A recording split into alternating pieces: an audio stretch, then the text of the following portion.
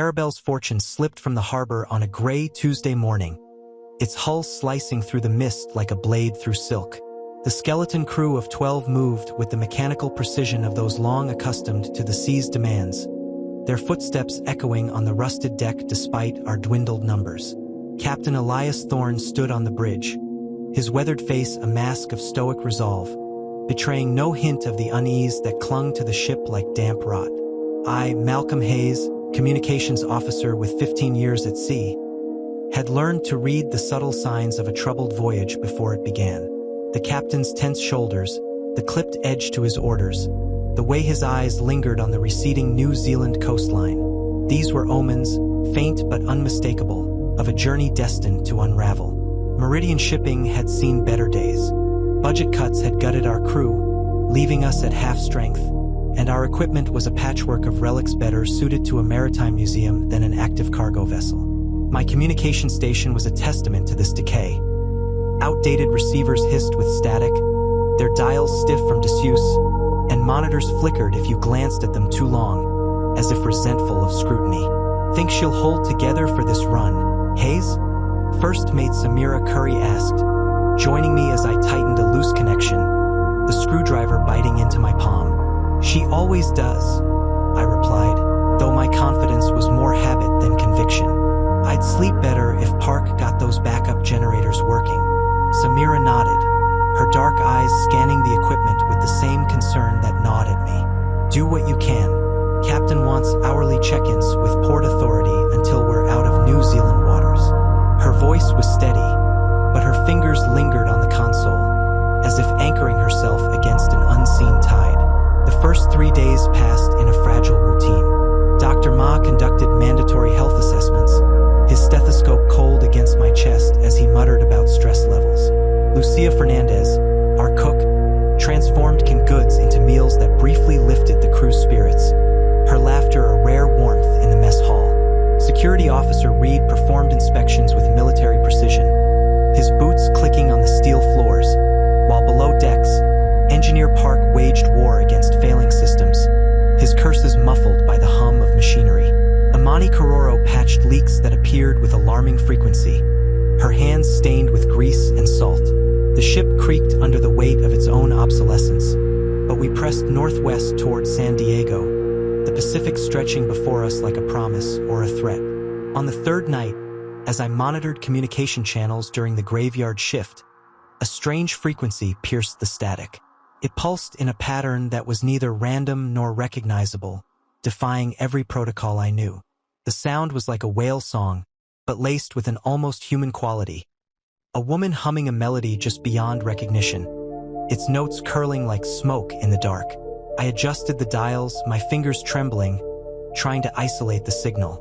It faded in and out, never clear enough to record, a ghost in the machine.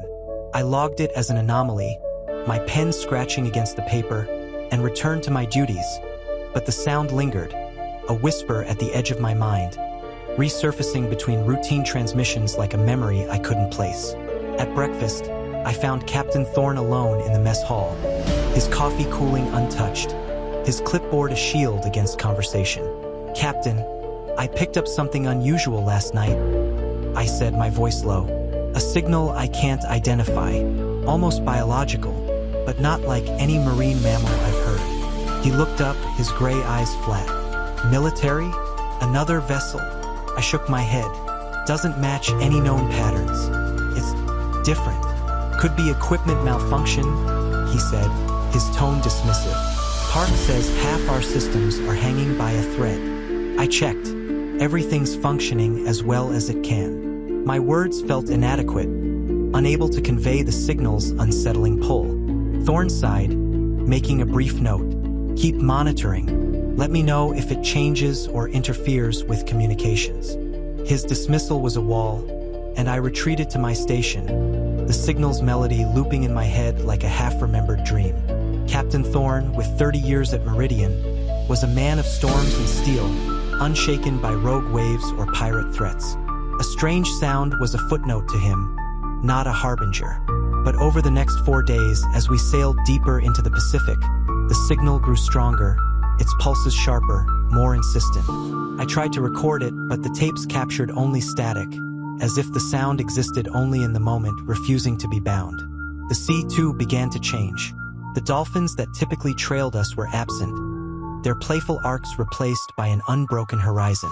No seabirds circled overhead, their cries silenced. The water lay flat, a perfect mirror reflecting the sky with an unnatural clarity that made the world feel inverted, as if we sailed through a glass desert. On the 7th day, I found Tobias Grant, our youngest deckhand, staring over the side rail, his red hair disheveled, his eyes fixed on the water. "See something down there, Grant?" I asked, my voice light to mask my unease. He jumped, his hands tightening on the rail. "No, that's just it. No fish, no nothing. Like we're sailing through nothing." He rubbed his eyes, his voice low. "Haven't been sleeping well. Keep having these dreams. Underwater, seeing lights way down deep, voices calling." He laughed, a brittle sound. "Sounds crazy, I know."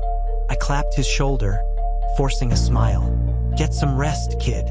But his words echoed the signal's melody, a connection I couldn't shake. That evening, Captain Thorne called a meeting in the mess hall. The crew squeezed around tables meant for a fuller complement. Even Viktor Petrov, who shunned gatherings, leaned against the wall, his arms crossed. "Hayes has been monitoring an unusual signal," Thorne began, his voice cutting through the murmur. "I'd like him to brief us." I cleared my throat, the crew's eyes heavy on me. "I've been picking up frequencies that don't match any communication patterns or marine sounds. They're getting stronger as we move northwest." I connected my equipment to the speakers, playing the clearest fragment I had. Static laced with faint, pulsing notes, like a heartbeat underwater. Dr. Ma leaned forward, adjusting his glasses. "That pattern has a rhythm, almost musical. I've been having trouble sleeping since I heard it," Seo Yoon Choi admitted, her voice soft. "And strange dreams. Dreams of water and lights?" Tobias asked, his eyes wide. Seo Yoon stared at him. "Yes. How did you know?" A murmur rippled through the crew. Lucia crossed herself, her lips moving silently. "I've had them too," Demi confessed. "Thought it was just stress." Thorne raised a hand. "Let's not jump to conclusions. Hayes, keep monitoring. Park, run a full diagnostic. Dr. Ma, sleep aids for anyone who needs them. The rest of you, report anything unusual, no matter how small." His orders were a lifeline, pulling us back to routine, but the air felt heavier, the signal's pulse lingering in our bones. The days that followed were a study in tension. The signal grew louder, its melody now audible without headphones, a humming that vibrated through the ship's hull. The ocean remained unnaturally still, its surface a perfect mirror, reflecting stars with such clarity that the horizon vanished, leaving us adrift in a void between sky and sea. In 15 years, I'd never seen water this calm for so long, and the absence of life, fish, birds, even waves, felt like a warning written in silence. We approached Point Nemo, the oceanic pole of inaccessibility, farther from land than astronauts in orbit. The isolation was a weight, pressing against my skin, making every creak of the ship sound like a cry. On the 9th day, Tobias burst onto the bridge during Thorne's watch, his face pale, his voice shaking. "Captain, there's something in the water. Someone swimming alongside us." "What are you talking about, Grant?" Thorne's tone was sharp, his eyes narrowing. A figure, pale, keeping pace with the ship. I saw it clear as day. Tobias's hands trembled, his breath quick. I scanned the water, but saw nothing beyond our reflection in the glassy surface. Thorne's expression hardened. "When did you last sleep, Grant?" "I don't know, but I wasn't hallucinating, sir. I swear it. Report to Dr. Ma. Now." Thorne's order was final, and Tobias left, his shoulders slumped. I turned to the captain. "The signal's getting stronger, sir. It's not just in the equipment anymore. Focus on your duties, Hayes. I can't have the crew jumping at shadows." The next morning, Dr. Ma approached me in the mess hall, his face etched with worry. "I'm concerned about young Grant. I've given him sleep aids strong enough to knock out a man twice his size. But he's still not sleeping. Says he's afraid because of the dreams, underwater with lights. He paused, his voice low. He's not the only one. Later, I found Tobias on the starboard deck, gripping the railing, his eyes unfocused. "Grant, you all right?" I asked, keeping my distance. He didn't look up. "Can't you hear it, Malcolm? Someone's calling from below. They want us to come down." His voice was monotone, chilling. "They're waiting in the city under the water." I guided him to the infirmary, his words echoing the signal's melody. A siren song I couldn't unhear. That night, Park called me to the engine room. He knelt beside an access panel, his tools scattered. "Feel this?" he said, pressing my hand to the hull. A subtle vibration hummed beneath my palm. Not the engine's rhythm, but something else, pulsing in time with the signal. "No mechanical explanation," Park said, his eyes dark. "It's like something outside is causing it." The next morning, Thorne called another meeting. The crew looked haggard, their faces drawn, eyes bloodshot from sleeplessness. "How many of you are having trouble sleeping?"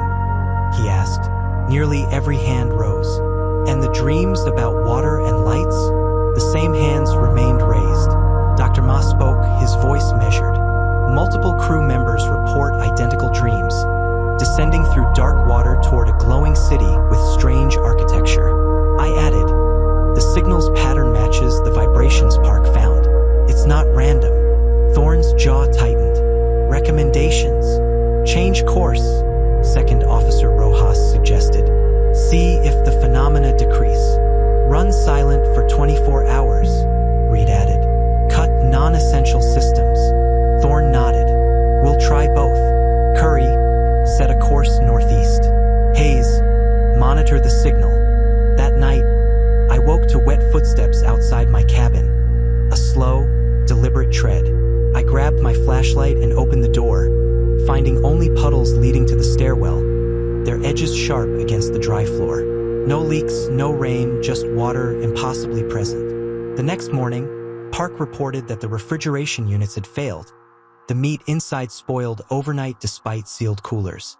Lucia's face was grim as we disposed of the rancid food, the smell clinging to my skin. "Never seen meat go bad so fast," she said. "Like something got into it." Thorne instituted a buddy system, forbidding anyone from moving alone. The signal grew louder, now a musical hum that vibrated through the ship, audible to all. On the 5th day after Tobias's sighting, Victor Petrov vanished during his watch. His partner, Omar, had stepped away for 5 minutes. When he returned, Victor was gone, leaving only his cigarette lighter on the port railing, its metal glinting in the starlight. We searched for 6 hours, Reed's team scouring every compartment, but found no trace. No blood, no struggle, just absence. As night fell, the engines failed, shutting down with groans and clicks. Park found no mechanical cause, the systems intact but lifeless. The satellite phone, radios, and digital systems went silent, their batteries drained. The humming ceased, replaced by a silence that pressed against my eardrums like a physical force. The sea glowed with faint bioluminescence, stars above mirrored below, suspending us in a cosmic void. We were adrift, powerless at Point Nemo's mercy. Food dwindled, the refrigeration failure forcing strict rationing. The smell of rotting meat lingered below decks, a miasma we couldn't escape. On the 3rd day of drifting, Omar approached Thorne and me on the bridge, carrying old depth-sounding equipment. "I've been taking manual readings," he said. "There are objects circling the ship, multiple objects, maintaining consistent distance." "What kind?" I asked. He shook his head. "They move too fast to determine size or shape, but they're solid, not shadows or currents." Thorne's jaw tightened. "No one approaches the railings alone. Strict buddy system, no exceptions." The crew grew vigilant, their eyes scanning the water, their movements tense. I paired with Dr. Ma, his rational calm a counterpoint to my unease. "The mind creates patterns under stress," he said as we checked supplies. "But when multiple people experience identical phenomena independently, He trailed off, the implication chilling. On the 7th day of drifting, Imani discovered carvings on the hull, just below the waterline. She led Thorn, Curry, Reed, and me to a rope ladder, our flashlights illuminating intricate patterns, geometric shapes and swirling lines, like ancient Polynesian navigation symbols, cut cleanly into the metal. "This isn't possible," Thorn whispered. "They weren't there during our last inspection." Reed ran his fingers over the carvings. "The metal isn't corroded. These were done deliberately." I stared, my mind racing. Who or what could carve such patterns in the middle of nowhere? The next morning, Seo Yoon analyzed a viscous fluid trailing along the starboard side. "It's organic," she said, peering through her microscope, "but it matches no known marine species. The cellular structure is crystalline, almost." Her words hung in the air, a confirmation of the impossible. Sleep became a battle none could win. Those who slept reported nightmares of descending to an ancient city, its coral and stone structures defying geometry, pale figures moving through shadows. Tobias, sleepless and haunted, was found speaking to the air on the foredeck. "They want us to understand," he told me, his eyes unfocused. "They've been waiting so long, Malcolm. The people below, in the city before the ocean claimed it." I led him to Dr. Ma, but by morning he was gone, his bunk untouched, his absence a wound in the crew's fragile morale. Imani vanished next, during a hull inspection with Reed. He turned away for 30 seconds. When he looked back, she was gone. No splash, no cry, just silence. Panic gripped us. Curry organized sweeps, teams of 3 scouring the ship hourly. During a midnight sweep with Thorn and Dr. Ma, I heard tapping from the hull, 3 quick taps, pause, 2 slow taps, pause, 3 quick taps again. I pressed my ear to the metal, transcribing the pattern in my notebook. It matched no maritime code, but its rhythm echoed the hull's carvings, a message we couldn't decipher. With only 8 crew remaining, Thorn's meetings grew strained, his authority fraying against the impossible. "We need to prepare for rescue," he insisted. "When a ship misses check-ins, they'll send search parties. No one knows where we are," Rojas countered. "We've been drifting since our last transmission, and we're at Point Nemo." I added, the words heavy. It could take weeks for help to arrive. That night, the tapping grew louder, surrounding the ship, its rhythm urgent. The ocean glowed with blue-green light, pulsing in sync with the sound, concentric circles rippling around us. The air felt charged, as if something had risen from the depths. By morning, dark clouds gathered with unnatural speed, thunderheads towering within hours. "That's not a normal storm," Thorn said, lowering his binoculars. The storm hit with violence, rain slamming the ship, lightning cracking in patterns like the hull's carvings. We huddled in the mess hall, the ship pitching, loose items crashing. I volunteered to check the communications room, defying the buddy system in desperation. The corridors were dark, emergency lights flickering, water sloshing from uncontained leaks. The communications room door stood ajar, though I closed it. Inside, a figure hunched over my station, its silhouette like Rojas's. "Rojas, what are you doing?" I called. The figure didn't respond. Lightning flashed, revealing a creature. Translucent skin, pulsing organs, oversized black eyes, tentacles coiling where legs should be. Bioluminescent patterns rippled across its form, hypnotic and alien. My flashlight fell, illuminating it from below, its face a distorted human mask. "Malcolm Hayes," it said, its voice smooth, accented, chillingly precise.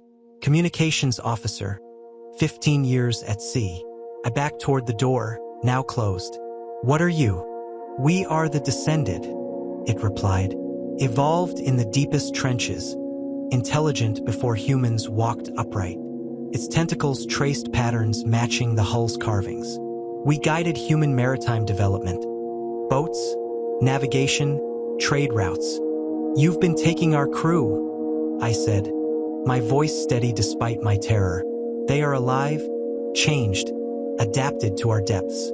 Meridian Shipping violated an ancient agreement with deep-sea mining near our Tonga Trench settlement.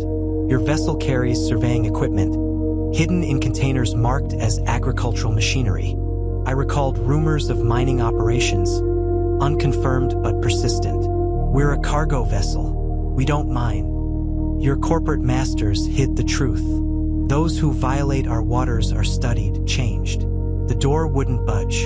The creature moved, blocking my exit in an instant. The storm is our creation. You will serve as the messenger. Messenger for what?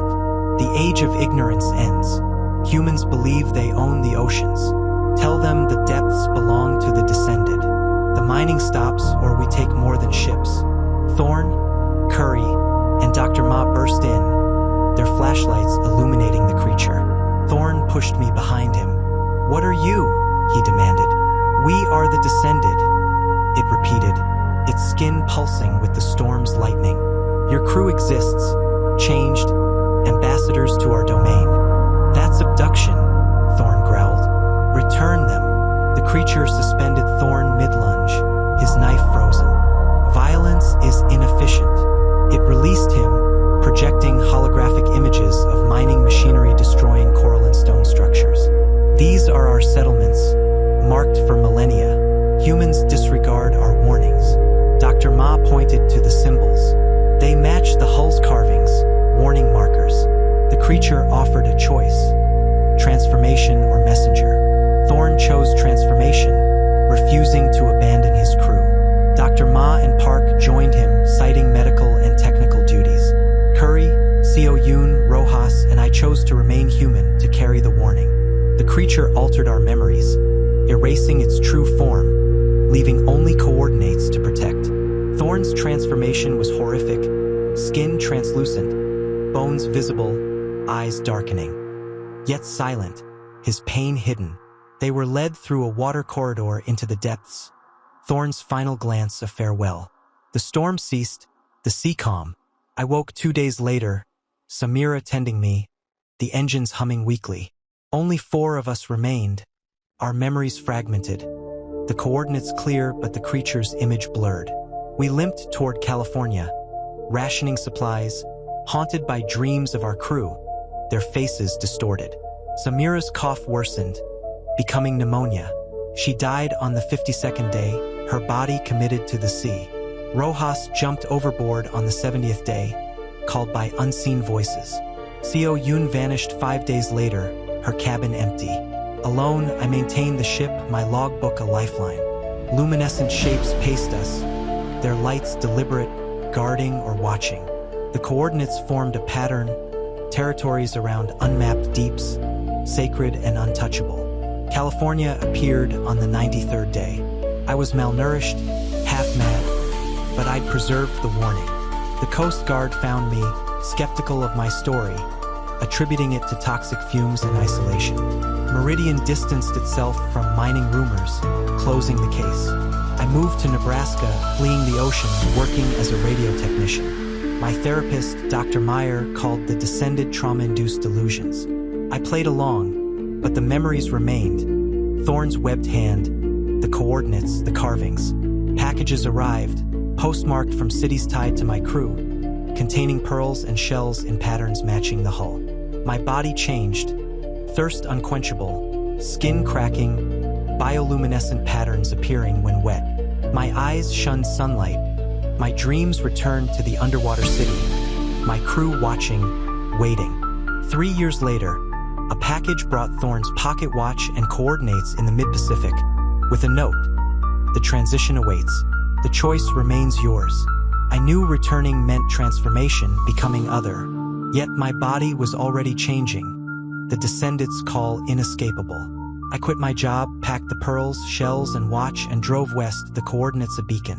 The ocean wasn't a resource but a territory, ancient, watched. I was ready to answer its call. Could you carry a warning from an incomprehensible entity, knowing it might cost your humanity? Or would you flee, forever haunted by the depths you refused to face?